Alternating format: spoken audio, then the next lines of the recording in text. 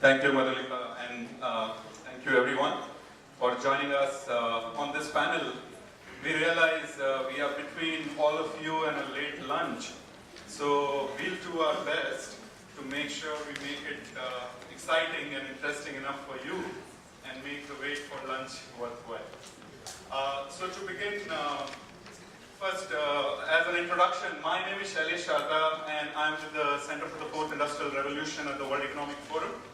Out of the center, our intent is to co-design and co-create policy frameworks and governance protocols together with policymakers, industry, civil society, experts, and the common people, common public at large in different country contexts and globally on emerging technologies, what we classify as Fourth Industrial Revolution technologies.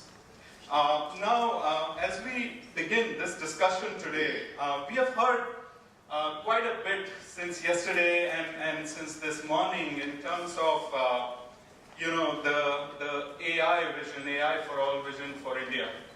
And as the country moves forward on really pushing on AI adoption and innovation, especially towards the broader good and to the pressing socio-economic issues in India, our innovators and the people who are building these models need the right input, the right fuel for those models, and which is data.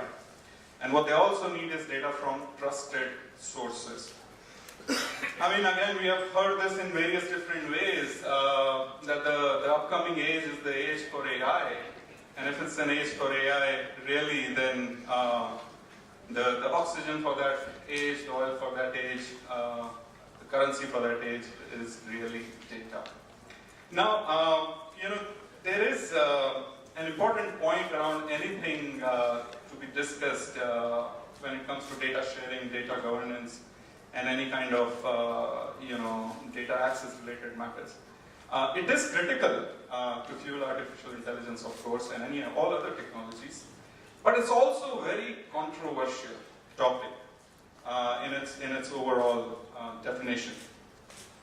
So from the discussions happening both globally and in India as well, it is important for different stakeholders to come together and discuss this topic at length and in its nuances in different degrees of specificity.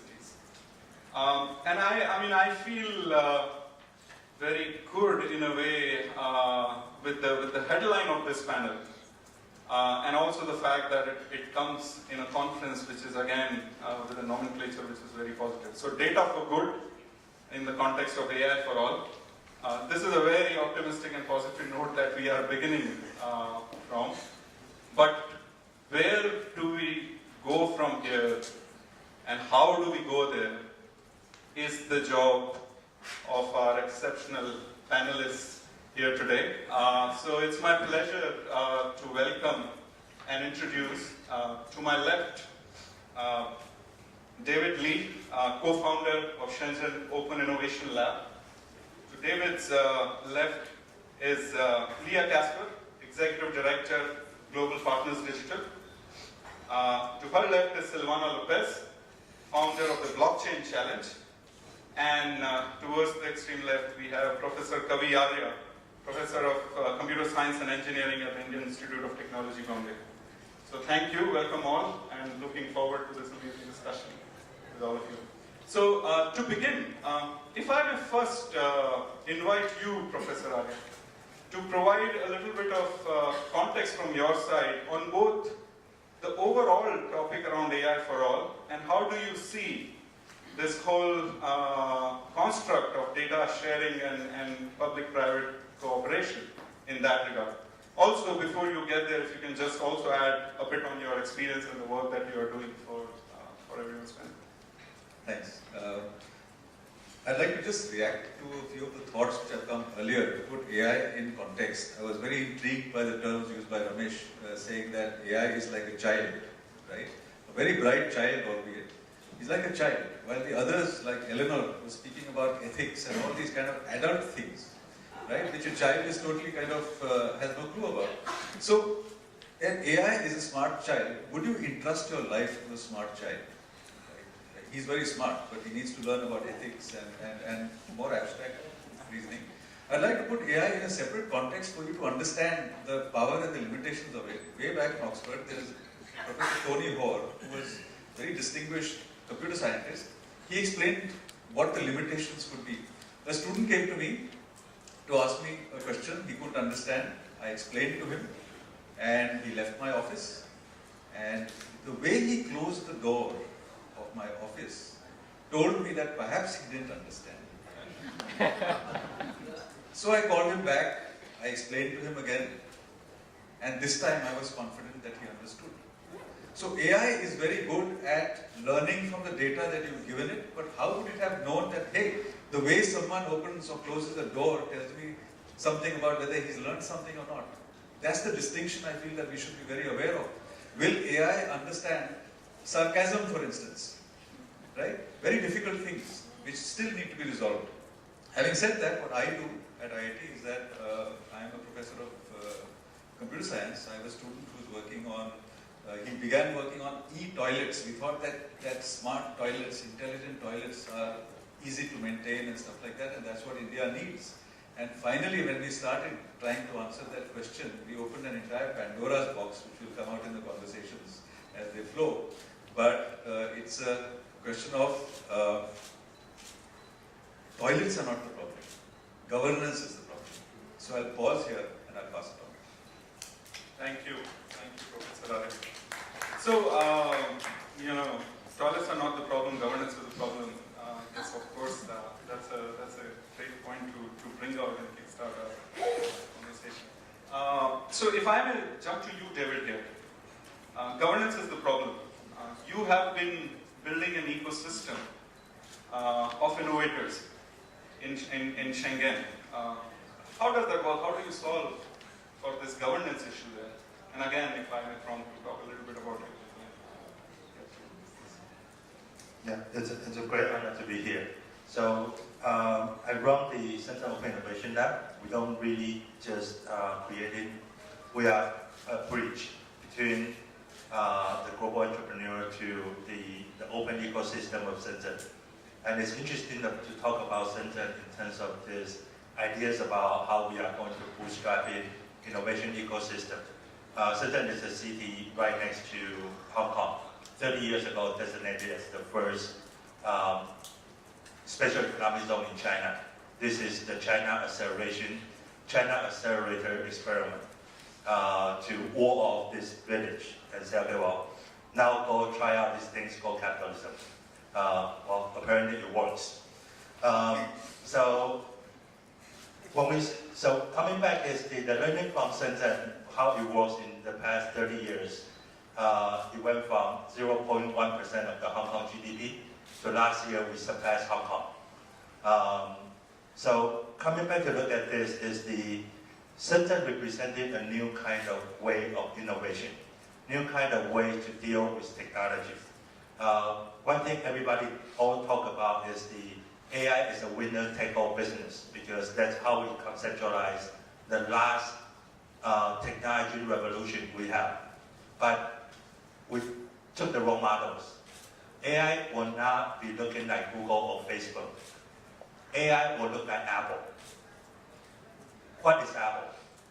Apple is a $1 trillion company, but globally they are only 14%.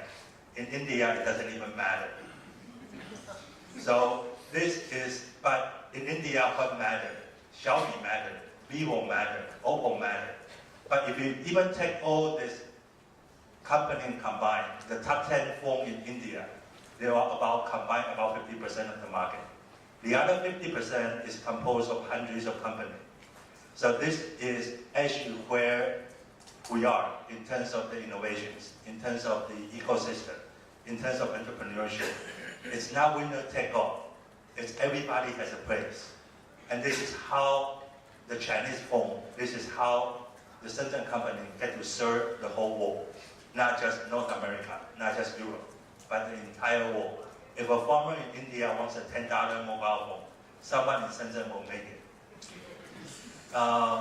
So coming back is when we have that technology, and we have to think about mobile phone is the carrier of AI.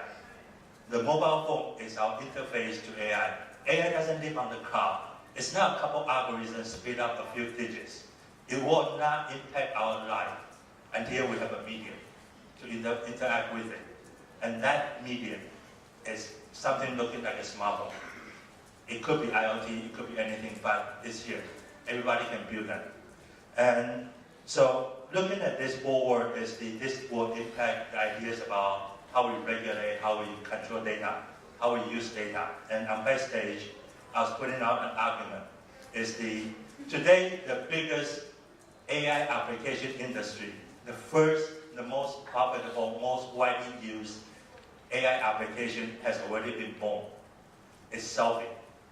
It's the camera to take selfie. If you notice, every mobile phone company tell you how good their camera are at taking selfie. It's computational photography.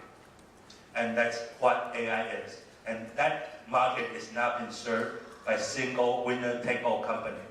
They are composed into tons of different companies. Actually, there's one of the most interesting companies called Techno. Techno is in India. But Techno is the biggest mobile company in Africa. And one thing they do well is the selfie for dark skin. There's a huge AI applications. And so if we look at what's already deployed rather than this arbitrary God-like AI, it's selfie. That's what AI is. That's what we interact with every day.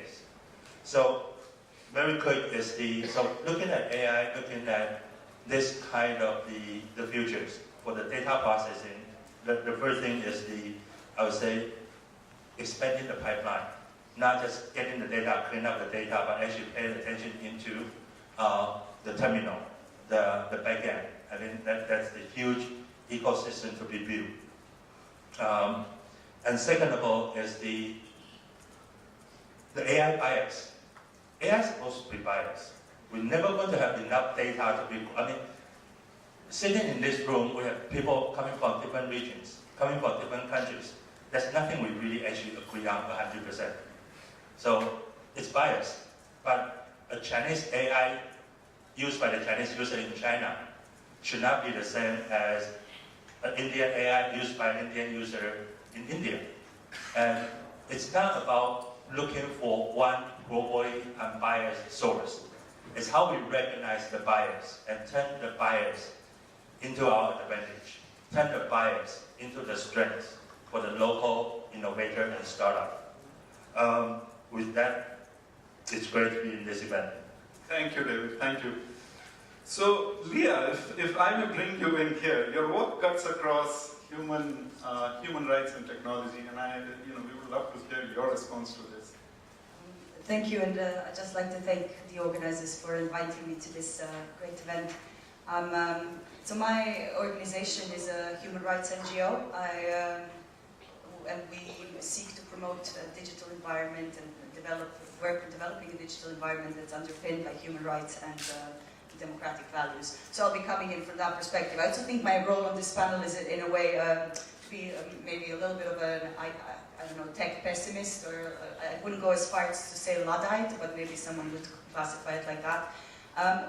What I'd like to say in this introductory remark is just to focus on the topic or the title of this panel, which is data for good. Yes? So we're talking about data for good. We've talked about AI for all, and we've heard about an ITU conference that was AI for good as well.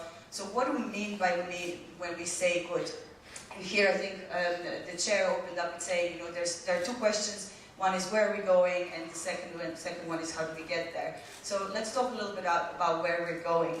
And since this is meant to be a panel about data and data sharing, if we just look at the history of data protection, this question is captured within the debate at the core of data protection frameworks. And that is this balancing act, if you will, between free flow of information on the one hand and protecting users at the other. Now, when I look at how the conversation here is being framed to me, as coming from a human rights angle, it is a little bit concerning that a lot of the focus is on data. It's very data-centric, tech-centric, innovation-centric, and with not enough focus on who is at the end of that chain.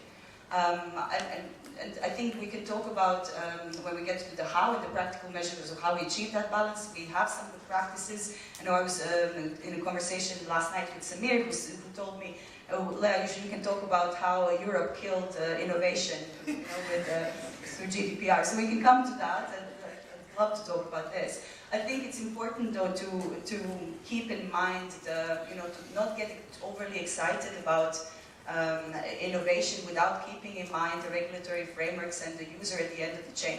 But just before I kind of pass over to the chair, one example one story that I'd like to share with you. I was recently at a conference which was around, one of these, ICT 4D conferences, and one keynote speaker was talking about IoT. He was talking with great excitement about imagine how all these smart cities are going to be, IoT and smart cities, sorry, that was the frame, and how it's going to be fantastic to have all this data about citizens available for law enforcement agencies. And he said, wow, they'll be able to predict crime, they'll be able to see all these patterns about how people are behaving. And when I was sitting in the panel, I was like, there's this great film by Steven Spielberg called Minority Report. I don't know if anyone's seen it. And someone yesterday mentioned that how science fiction can sometimes be a better predictor of the future. And I'll just stop there and and I'd be happy to come back to any of those points later. Thank you. Thank you, Leah. What you're also touching at is what is at the heart of this issue, which is how do you balance regulation and innovation? And if I may bring you in here, Silvana, you have experience in developing countries, Latin America. How do you see this balance playing out? Okay, first of all, thank you for the organizing. This has been great, and I'm really happy and thrilled to be here. So a little bit about me. I'm actually an intellectual property attorney. And I used to, in my past life, before going to MIT, I used to work towards data restriction and data protection and all of that.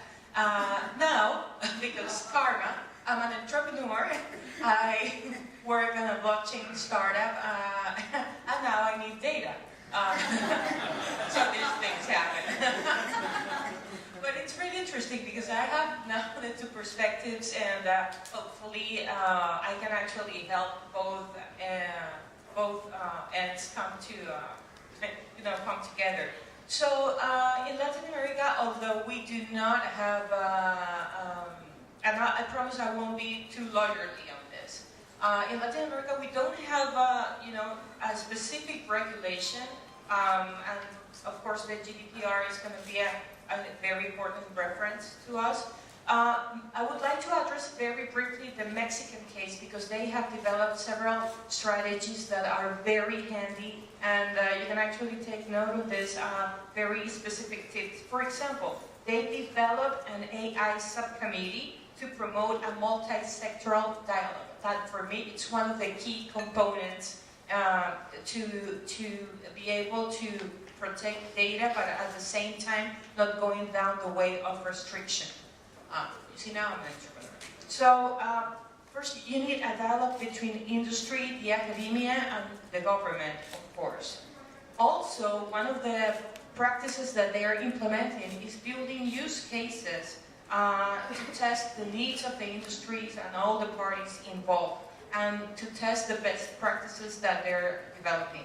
Also, one important thing is that they're very open to the public in terms of the processes for data regulation and data management.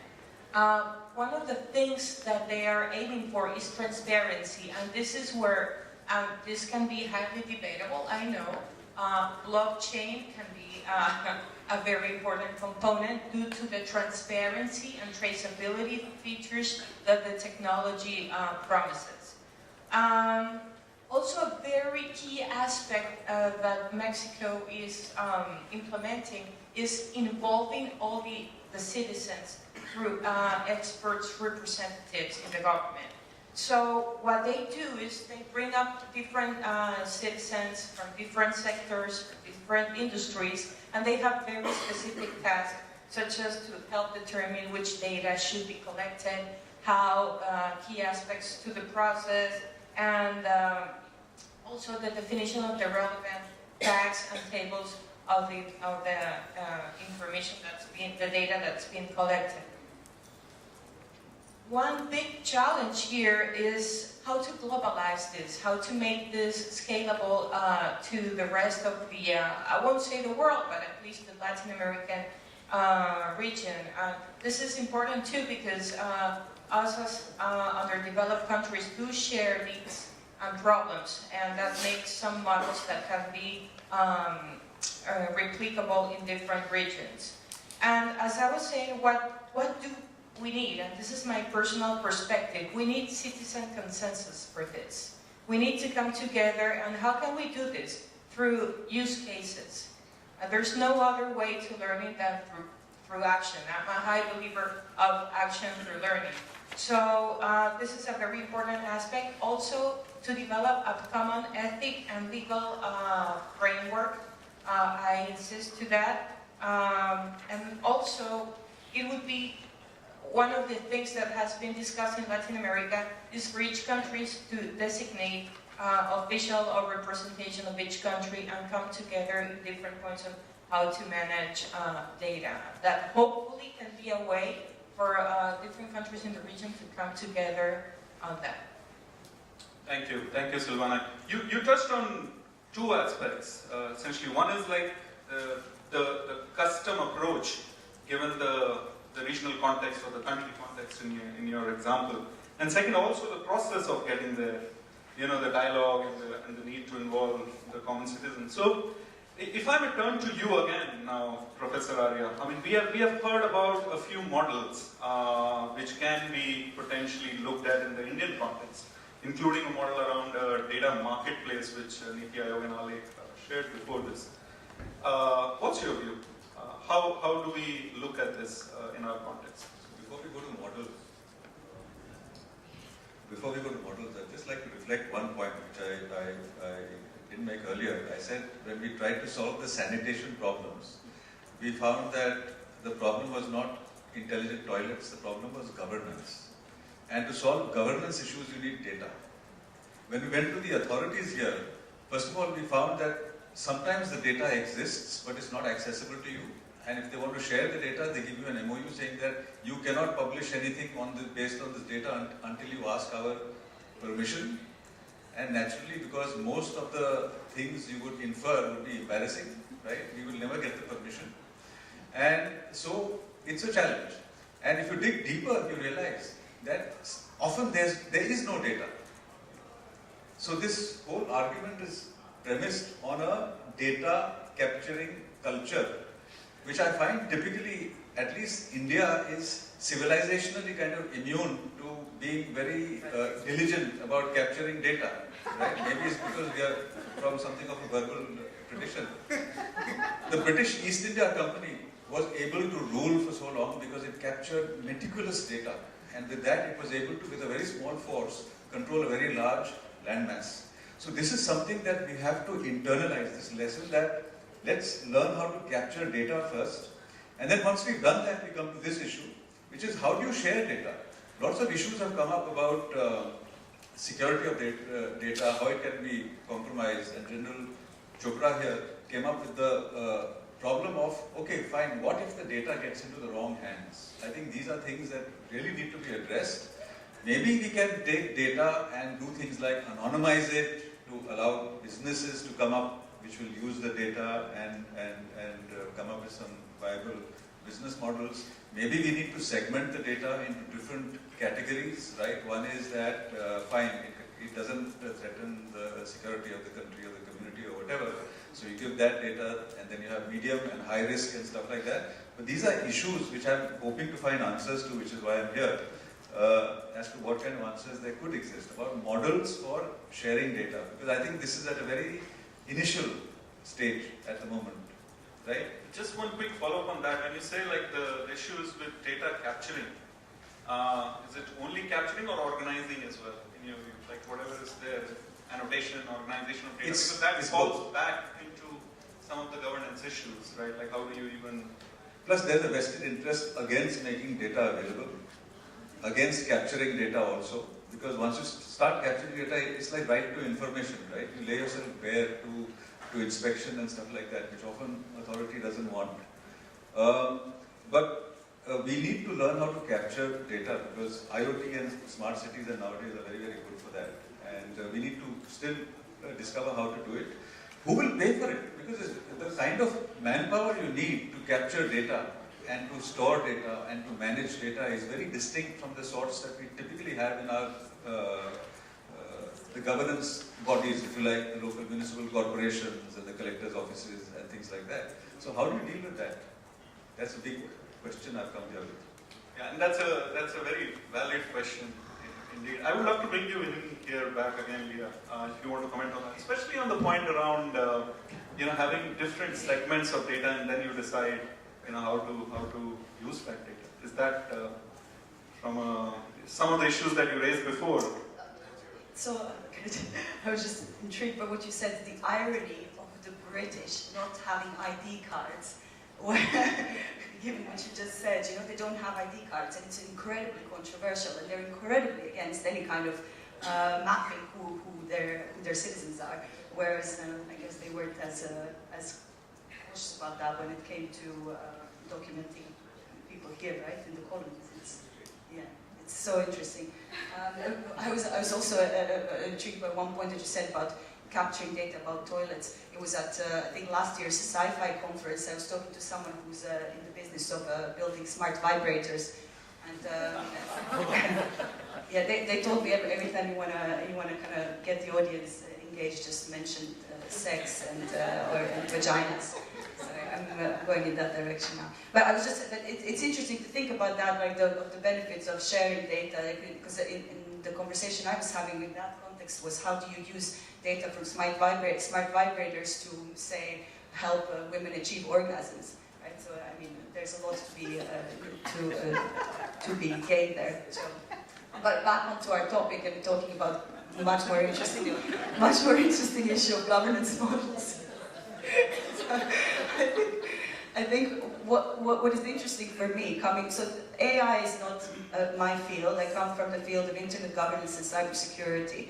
And I'll tell you one thing, coming into artificial intelligence conversations, it's become very apparent that the conversation at the moment is framed by, from my perspective, a very self-regulatory model perspective, right? I think, as far as I can tell, that's driven, the narrative is driven by the private sector. And in a way, for the private sector, it's in their interest not to be heavily regulated, right? I could be completely wrong. This is like coming as an outsider into this field and looking at, and there's a lot of conversation about the marketplace and how we can have these, to me sound like self-regulatory models to promote data sharing.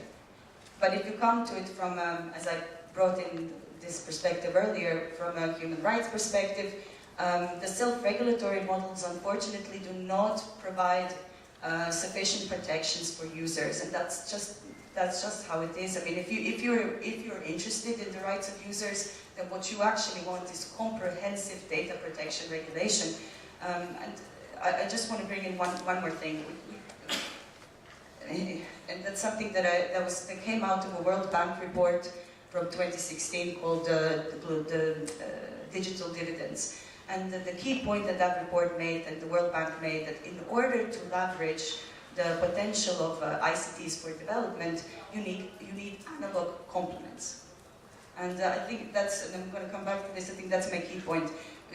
Just thinking about data and thinking about innovation is not sufficient, and it's not going to get us very far if we don't have the analog complements. And by that, what they mean is the rule of law, the adequate regulatory protections and frameworks that you want. I think we discussed just before the panel that that's not necessarily a GDPR model, and we can talk about how we adapt it. But if you're thinking about rights of users, you do want some kind of regulatory framework to protect them. Yeah, go ahead, Silvan. Yeah, I just wanted to build briefly on what Leah was saying. I believe, Yeah, self-regulation, it's something really hard. I would even bet more on a globalized regulation, which is kind of what I feel. That's the attempt of the GDPR. Though my only observation there is that I think that GDPR is going to have to be adapted to each circumstance in a way it can be adapted. One of the things we were discussing, and being an intellectual property attorney, I know IP law, and I believe IP law can be recycled in certain aspects to help regulate data in such a way that we are to avoid going down restriction street, which we know won't be that productive. So yeah, definitely, I mean, boundaries, territorial boundaries are harder every day to determine. That's a reality. We are in a globalized world on shared economy, and therefore data is shared on a global basis. So self-regulation, and I mean, it would be something really obsolete to think that each country should have their own fixed regulations towards data. That's going to isolate countries. So I believe more on a globalized regulation. Okay, thank you. So globalized regulation, self-regulation, protection, and then innovation. How would you comment on that, David? Well, I think it's interesting to talk about regulations, and since I'm sitting here from only non-democratic countries. But I think there's two sides to this. I guess we talked about regulations. Right now, the biggest challenge is actually happening in London. And if we use London as an example, DeepMind is based in London, one of the best AI companies on earth. It's owned by Google, an American company. DeepMind has a contract with NHS with access to 1.7 to 2.5 million British patients' full medical record identifiable. That record was promised, not ever given access to Google. And right now, guess what? The DeepMind Health has just been merged into Google Health. And that 1.7, 2.5 million patient record is all Google's. And Google just published a new blog says, it's all good, we own it. So I think this is one part of this, is when you put into all this effort to make your company, when you put all this effort into data, starting up, everything, are you just giving Google another opportunity to acquire, to get? How strong are you going to make a local ecosystem where when Google comes knock on the door, it's like, no, we are independent and we make more money and we are happy. We don't have to be in part of your big Google sphere. Our culture is not compatible. I mean, I think that comes back to innovation and building the ecosystem. It's not just about being, hey, we are so good, we are acquired by Google. It's about how many people, how resilient the ecosystem is. And this is where the lesson from China is the startup gets built up in cluster. In everything which make money, we get hundreds, thousands of startups doing the same thing. And that's what comes down to a narrative of innovations. When we have innovation and a business opportunity, we right now is so open, someone is already doing it, so not doing this. We let everybody standing alone in the community. And that's why it's easy and then we instill that this winner-take-all mindset. And at the end of the day, of course, winner-take-all. You do everything for Google to come in and say, okay, well, this is mine for $1 billion. So coming back is really to think about when we say innovations, what kind of innovation ecosystem are we building? And how are we facilitating a data system, encouraging ecosystem to encourage not just one, but hundreds, thousands of very excited young people to come in and starting their own company, knowing they can actually hold on to their original promise. So DeepMind, I mean, this grade talks about Europe has this GDPR, but real in the legal practice, DeepMind London, DeepMind Health, DeepMind Google Health represented one of the biggest challenge to that narrative. Do we regulate? Does regulation even work? Does a regulation of a country actually works against a $1 trillion valuation company, global company? Right now, the scary thing right now is we have companies bigger than countries in GDP. So does that work? Does that regulation we are all talking about is able to work against large corporations? And why Google is doing it right now? Of course, everybody is talking about regulation in London. In Europe, let's buy it first, let's do it first, before everybody realizes this is what we are trying to do. So it's great to talk about that one side, but the other side is building resilient, innovative community, and where people can work together. Yeah. So thank you. Thanks for the view there. Professor Arya, I know you want to respond to this, so your response, and then it'll be a good time for us to pause a little bit, get some questions and reactions from everyone, and then continue. This resonates very strongly, and it also relates to work that we are doing at IIT Bombay. We run an MHRD-sponsored project called E-Yantra, which spreads robotics, and we teach machine learning, robotics at a very large scale through a competition that we run, which has been growing exponentially for the last 7 years. We are establishing labs, which are going to be the seeds of ecosystems and things like this. We've established 317 labs, robotic labs across the country. What's interesting about what you say, I think the answer, this whole point about it should not be winner take all, which means it should not be 4 or 5 large companies which kind of employ everybody. This is the only hope that India has. It needs to create an ecosystem where a small 15 or 20 people company can make enough to survive and prosper, and we need 1 million of these companies. And I suspect that we are trying to do this in the robotic space. How? Because there is a need for automation, which is distinct in Ichalkaranji, which is a textile hub, which is distinct in an agricultural hub, which is distinct in an auto components hub like in Coimbatore, which might not translate all across the country, but it can sustain a 15 to 30 people company very well. And that is the only way to create jobs, because we have 1 million engineers who enter the market every year, and we don't have enough jobs, and the TCSs and Infosys are not going to employ them, and neither will the IBMs or what have you. So you have no option to create an environment where these kids can get together, exercise their minds, solve a local problem, and I was looking at it until now as a robotics or an automation issue. Today I'm taking away the message that it's actually an AI startup also, it could be, where you're picking up data of certain kinds and making some local insights available. So in AI, my automation startup looks like take data and provide localized insights which can prosper the local industry or the local community or whatever it is. And that might be a solution to a lot of problems. So that's my takeaway. And we should see about how this is possible. Given this the goal, what is the infrastructure we need? What are the data centers we need? What is the segmentation we need? What are the security protocols that we need? It need not be rocket science, but it should work. What are the boundary conditions we need in that context as well?